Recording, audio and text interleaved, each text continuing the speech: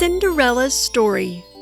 Once upon a time, in a land far, far away, lived a beautiful girl named Cinderella. After Cinderella's kind mother died, her father married Lady Puffy. Lady Puffy had two arrogant, jealous, and quarrelsome daughters, just like herself. They would fight for hours, even over something as simple as a hairbrush. One day, Cinderella's father had to take a long journey. Lady Puffy took this chance to give all the hard work in the house to poor Cinderella, cleaning the whole house, carrying wood to the fireplace, and preparing meals took up all of Cinderella's time. Despite her hard work, Lady Puffy and her daughters were cruel and proud. Out of her small window, she looked down to the garden, and from time to time, she would talk to a snow-white pigeon. The next morning, Cinderella went to the kitchen without making any noise. Cinderella silently took some pieces of cheese and headed to the attic. But then, Lady Puffy's daughters caught her. "Mom, Cinderella is stealing our food." "I'm stealing? I would never steal anything." "A thief and a liar. What an evil girl you are." The little mice went downstairs and started to run around the kitchen to scare the evil sisters. Lady Puffy was just about to catch the mice when the doorbell rang. The royal ambassador arrived. His Majesty the Royal Prince has prepared a grand ball at the castle tomorrow night. All the young ladies around the country are invited to this ball. Jezebel and Cassandra ran with huge excitement to their rooms and started to pick dresses for this important evening. Also, Lady Puffy wanted her daughters to look beautiful. So, the evil stepsisters forced Cinderella to prepare beautiful ball dresses for them. The next day arrived.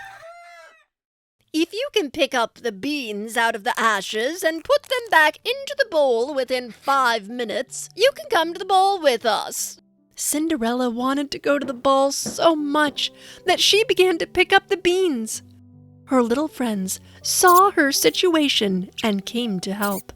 Within 5 minutes, they picked up all the beans and put them back into the bowl. Cinderella ran after Lady Puffy, who was already leaving, and showed the full bowl to her. Lady Puffy still did not want Cinderella to go to the ball, so this time she used Cinderella's dirty dress as an excuse, and they left Cinderella. Poor Cinderella was very sad. She sat down in the garden and wept and cried right under a hazelnut tree that her mother had planted long ago.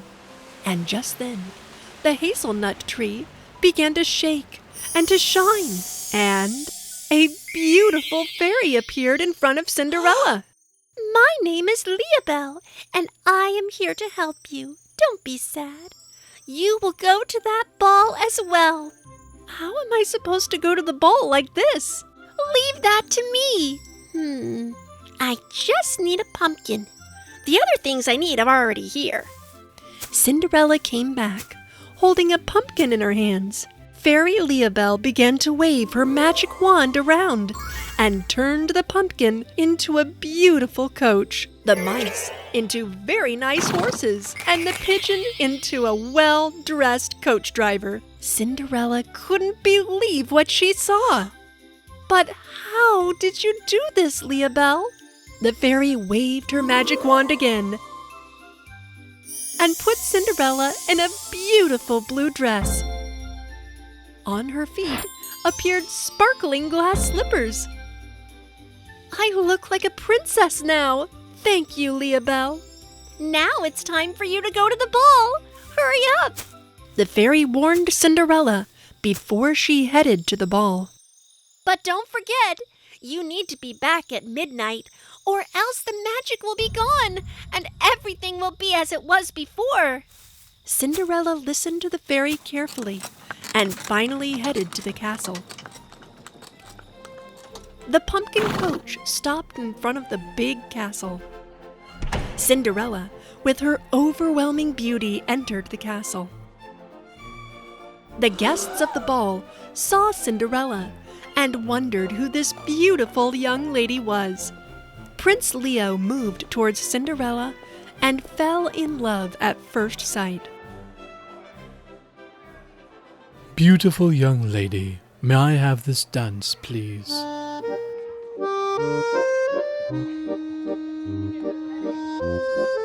Cinderella was mesmerized by the magical dance with Prince Leo, so that she forgot about the time. When the clock was just about to strike 12, she remembered the fairy's warning. You need to be back at midnight or else. Cinderella left the prince back and ran out of the castle quickly. Where are you going? I don't even know your name. Cinderella ran down the castle's stairs and all of a sudden lost one of her glass slippers. Unfortunately, she did not have time to go back and take it, so she ran to the coach as fast as she could and left the castle. Find the beautiful owner of this lost slipper. If necessary, every girl in the country shall try on this shoe. Cinderella went back to her room in the attic. She thought about the magical night she had had with Prince Leo and realized that she fell in love. But it seemed to be impossible that the prince would recognize her with her old dirty clothes. Time passed, and the prince had a huge mansion built next to the castle for the precious glass slipper. All the young girls living in the next country visited this place to try the slipper on. Even Lady Puffy and her daughters visited the famous mansion, but did not take Cinderella with them. But I also am a young girl living in this country. I have the right to try on the shoe as well. Lady Puffy did not even listen to Cinderella. She locked her up in the house and left with her daughters. Of course, the glass slippers did neither fit to Cassandra's feet nor to Jezebel's. At nighttime, when the mansion's lights were sparkling, Cinderella made it out of the house. She arrived at the majestic mansion and walked towards the sparkling glass slipper. As she was just about to try on the shoe, Prince Leo stepped into the room. Stop! Don't move! You're going to damage the shoe! No! It's my shoe! It fits me perfectly! Cinderella courageously put on the shoe in front of Prince Leo, and he realized that the shoe fits perfectly to Cinderella. You are the beautiful girl I danced with on that night. May I know your name? My name is Cinderella, Your Highness. Will you marry me, Cinderella? Cinderella happily said yes to the prince, whom she fell in love with. They got married in the big castle and lived happily ever after.